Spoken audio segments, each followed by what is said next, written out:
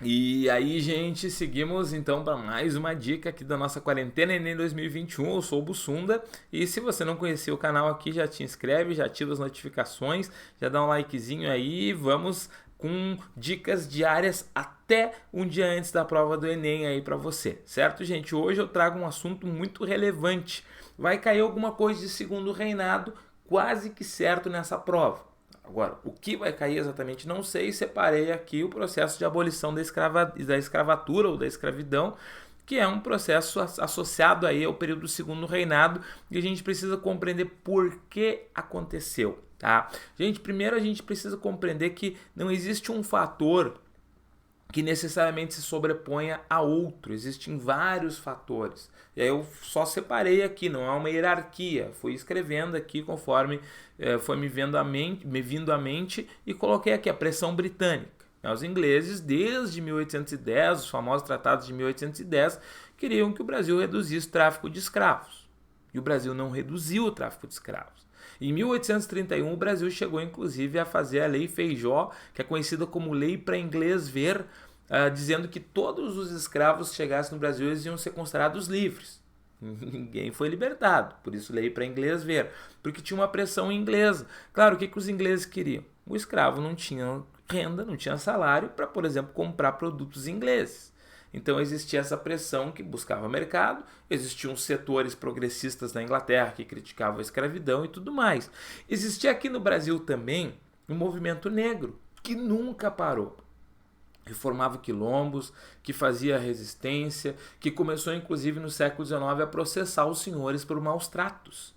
Porque o escravo ele ganha uma condição jurídica, né, de não ser mais um simples objeto e poder, nesse momento aí, inclusive processar porque ele foi mutilado, porque ele foi muito maltratado ou alguma coisa assim. Ficou famoso, por exemplo, o Luiz Gama, que é um advogado, na época chamado um rábula, porque ele era um advogado sem formação, mas prático, e ganhava o título rábula. O Luiz Gama, que nesse ano inclusive ganhou um filme, Doutor Gama, ele era um negro de descendência de escravos, que virou esse advogado, ou rábula, e que só ele moveu processos que libertaram mais de 100 pessoas escravizadas contra os senhores que exageravam nos castigos, na tortura e tudo mais. Então, isso fazia parte de um movimento de negros que formavam irmandades, que formavam quilombos, que entravam com ações na justiça e sempre o movimento negro lutando contra a escravidão dos seus. Existiam setores não negros, abolicionistas, jornalistas, intelectuais, deputados, alguns senadores, pessoas com uma visão mais progressista, mais alinhada com ideias liberais do século XIX, que defendiam o fim da escravidão e que acabaram depois legislando muitos desses deputados e senadores com as leis abolicionistas. Existia também uma questão da ideia do branqueamento. O Brasil começava a se organizar como nação e dentro de uma visão muito racista se entendia que o branco era superior ao negro, as ideias de eugenia, as ideias de darwinismo social, o racismo científico do século XIX, e quando tinha essa pressão toda, começaram a se trazer os imigrantes para branquear o Brasil. Tá? Branquear, na concepção da época das elites, era civilizar o Brasil. E aí começa esse processo de trazer imigrante, porque também o imigrante era barato. Eu tinha um monte de desempregado na Europa, e a Europa queria se livrar desses desempregados em excesso, mandava para cá, eles vinham trabalhar, um sistema como foi o sistema de parceria, produzia um sistema meio a meio, metade da produção é do imigrante, metade é do fazendeiro, que perdia metade da produção, sim, para o imigrante, mas não precisava pagar um valor vultuoso como era pagar para comprar um escravo, por exemplo. E ainda ajudava nessa lógica de branquear. Esse processo de branqueamento é que foi marginalizando o negro no meio de processos de abolição da escravatura. Nesse meio tempo todo, a Inglaterra decretou a Bill Aberdeen, que proibiu o tráfico de escravos no Atlântico.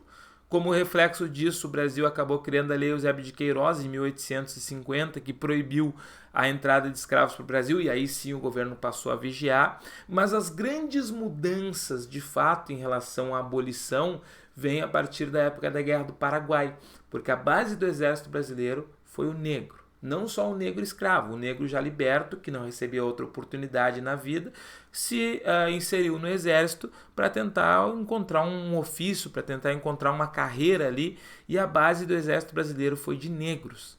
e depois da Guerra do Paraguai se tornava horrível você manter os negros escravizados, já que eles são os heróis que fizeram o Brasil vencer a guerra.